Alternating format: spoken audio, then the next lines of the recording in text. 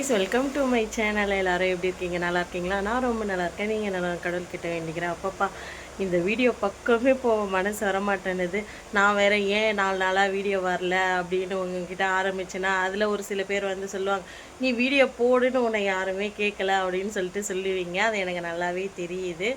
அப்படி இருந்தாலும் நான் சொல்லுவேன், நான் விட மாட்டேன். நான் ஏன் 4 நாளாக வீடியோ போடலன்னா, எனக்கு வீடியோ போட தோணலை. என்ன கண்டென்ட் கொடுக்கறது உங்களுக்குன்னே தெரியல. ஏதாவது ஒன்று போட்டோன்னு வச்சுக்கேன், உங்களுக்கு கோவம் வருது. அதனால் வந்து என்ன போடுறதுன்னு தெரியாமல் நான் வீடியோவே போடலைங்க 4 நாளாக. இன்றைக்கி தான் வீடியோ போட்டிருக்கேன். அது கூட உங்களுக்கு பிடிக்குமா பிடிக்காதான்னு தெரியல. பிடிச்சிருந்ததுன்னா லைக் பண்ணுங்கள். இப்போ வாங்க, என் வீடியோ இதான் ஃபஸ்ட் டைம் பார்க்குறீங்கன்னா please like and subscribe, share பண்ணுங்கள். மறக்காமல் பெல் பட்டனை கிளிக் பண்ணி உங்கள் சப்போர்ட் அண்ட் லவ் கொடுங்க. இன்றைக்கி என்ன வீடியோ பார்க்க போகிறோம் அப்படின்னு பார்த்தீங்கன்னா, ஒடிசா ஸ்டைலில் தாங்க. நான் என்னுடைய விலாகில் வந்து ரொம்ப மாதம் கழித்து வந்து ஒடிசா ஸ்டைல் சாப்பாடு தாங்க செஞ்சுருக்கேன். அது என்ன செஞ்சுருக்கேன் அப்படின்றத பார்க்கலாம் வாங்க. மறக்காமல் ஒரு வாட்டியாவது செஞ்சு பாருங்கள், உண்மையாக நல்லாவே இருக்கும். எனக்கு ரொம்பவே பிடிச்சிருந்ததுங்க. நல்லாவே சாப்பிட்டோம் நானும் அறியும். அதனால் வந்து நீங்களும் ட்ரை பண்ணி பார்த்துட்டு எனக்கு மறக்காமல் கமெண்ட்டில் சொல்லுங்கள். சிம்பிளானது தான். அந்த பொட்டலும் உருளைக்கிழங்கை வச்சு தான் சிம்பிளாக செய்வாங்க. ஆனால் உண்மையாக டேஸ்ட் அவ்வளோ சூப்பராக இருக்கும். அதில் அல்டிமேட்டு நம்ம அதில் போடுற அந்த கடுகு தான், அரைச்சி போடுற அந்த கடுகு தான் சூப்பராக இருக்கும். இப்போ வாங்க போய் வீடியோ பார்க்கலாம். பார்த்தீங்கன்னா சரியான மழை பெஞ்சிட்டு இருக்குது. என்ன குடிக்கிறேன் அப்படின்னு பார்த்தீங்கன்னா,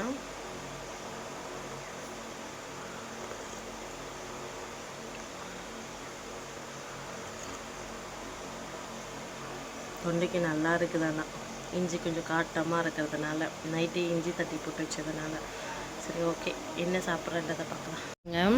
நான் இப்போ எடுத்துருக்கிறது வந்து காலையில் சாப்பாடு. எவ்வளோ வெண்டைக்காய் பொரியல் எடுத்திருக்கேன், 2 சப்பாத்தி சுக்கா ரொட்டி போட்டு எடுத்திருக்கேன் நான். இதுதான் எனக்கு காலையில் சாப்பிட்றதுக்கு சாப்பாடு. மதியம் என்ன சாப்பிட்றேன்னு பார்க்கலாம். மணி வந்து ஒரு 8 மணி பாருங்கள். 8 மணிக்கு வந்து எப்படி இருட்டிக்கிட்டு இருக்குது. ஆனால் சரியான மழை, நல்லா மழை பெஞ்சிட்டே இருக்குது.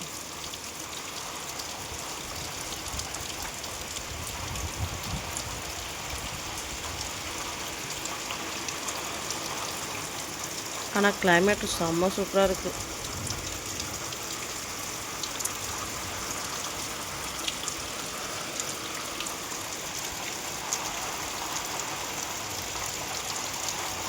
பொட்டலை வச்சு தாங்க குழம்பு வைக்க போகிறேன். பொட்டலை உருளைக்கிழங்கு போட்டு அதான் குழம்பு வைக்க போகிறேன். இது எல்லாத்தையும் வந்து கட் பண்ணிடலாம். ஃபஸ்ட்டு ஒடிசா ஸ்டைல் தான் குழம்பு வைக்க போகிறேன்.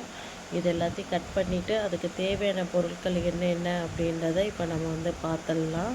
நான் வந்து பார்த்திங்களா 2 வெங்காயம் எடுத்திருக்கேன், 2 தக்காளி எடுத்திருக்கேன், 5 உருளைக்கிழங்கு, கொஞ்சமாக பொட்டலும் எடுத்திருக்கேன்.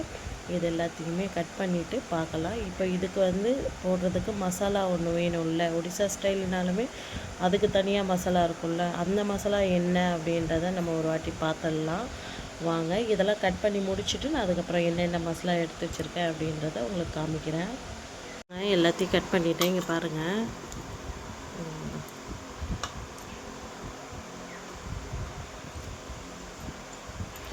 இந்த மாதிரி வந்து நான் பொட்டலை வந்து கட் பண்ணி போட்டு வச்சுருக்கேன்.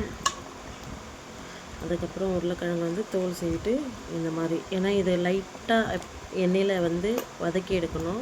அதனால் வந்து இந்த மாதிரி வந்து கட் பண்ணி வச்சுருக்கேன். இப்போ இதுக்கு மசாலா என்னென்ன எடுத்திருக்கேன் அப்படின்றத பார்க்கலாமா வாங்க.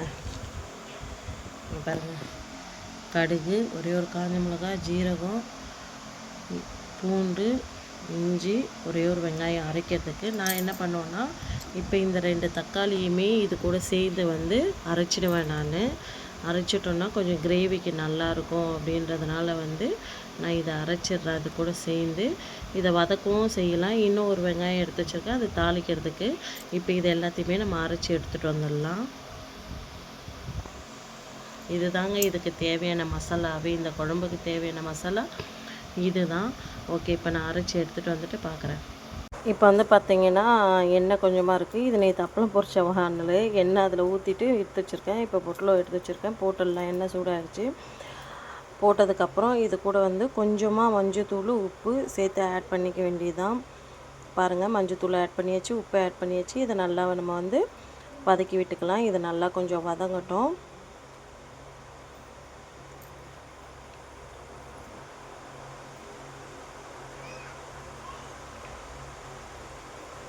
இப்போ பாருங்கள் இந்த அளவுக்கு வந்து வதங்கிடுச்சு. இதுக்கப்புறம் வந்து நம்ம வந்து இதை எடுத்துடலாம். இதை இன்னொரு 2 நிமிஷம் வந்து நல்லா கொஞ்சம் மூடி விட்டு அதுக்கப்புறமா வந்து எடுத்துக்கலாம். இதில் கூடயே சேர்ந்து தண்ணி இருக்கிறதுனால தான் உங்களுக்கு அப்படி தெரியும். இந்த அளவுக்கு நல்லா வதங்கிடுச்சுங்க. இப்போ இதை வந்து நம்ம எடுத்து வேறு ஒரு பாத்திரத்தில் வச்சுட்டு அதுக்கப்புறமா வந்து நம்ம உருளைக்கிழங்கு போட்டு ஃப்ரை பண்ணி எடுத்துக்கலாம்.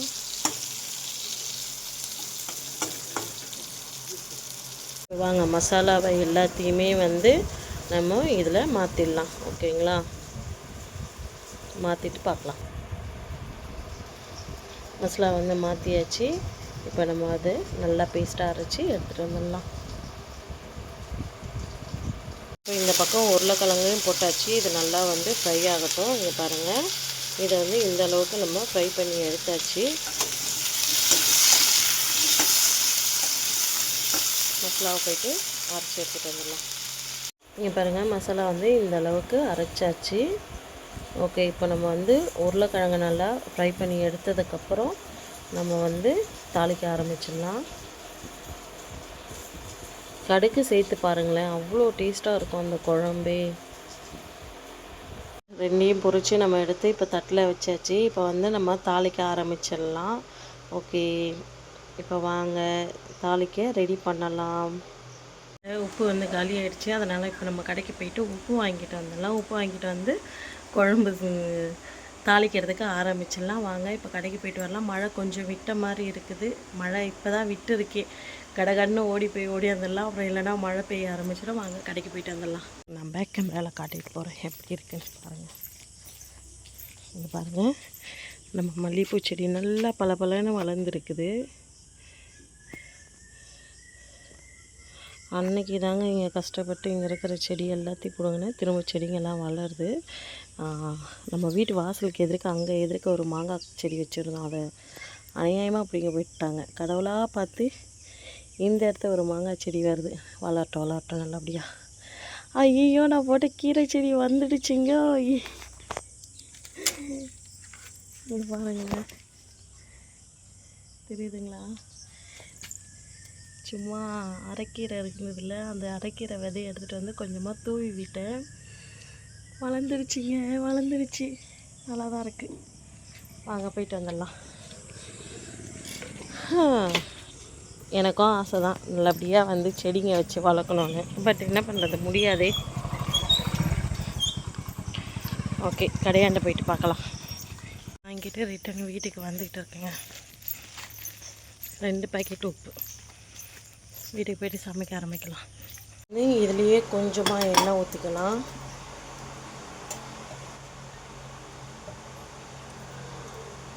எண்ணெய் ஊற்றியாச்சு. கடுகு போடுறப்ப பார்க்கலாம். கடுகு கொஞ்சமாக ஜீரகம் போட்டாச்சு. இப்போ வெட்டி வச்சுருக்க வெங்காயத்தை போட்டாச்சு. இதை நல்லா வதங்கினதுக்கப்புறம் பார்க்கலாம்.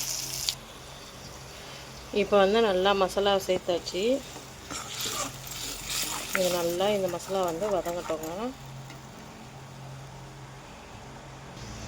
இது நல்லா வந்து இப்போ கொதி வரட்டும். கொதி வந்ததுக்கப்புறம் இது கூட கொஞ்சமாக வெறும் மிளகாத்தூள் மட்டும் சேர்த்துக்கலாம். வேறு எதுவும் சேர்க்க வேணாம். தேவை அப்படின்னா நம்ம கரம் மசாலாவும் கொஞ்சம் சேர்த்துக்கலாம். மசாலா போடுறப்ப பார்க்கலாம். மிளகாத்தூள் கொஞ்சமாக நான் சேர்த்துருக்கேங்க. ஏன்னா எனக்கு அந்த மிளகாத்தூள் போட்டால் இன்னும் டேஸ்ட் அதிகமாக இருக்கும். எனக்கு ரொம்ப பிடிக்குன்றதுனால அது கொஞ்சமாக சேர்த்துருக்கேன். இது நல்லா கொதிக்கட்டும்.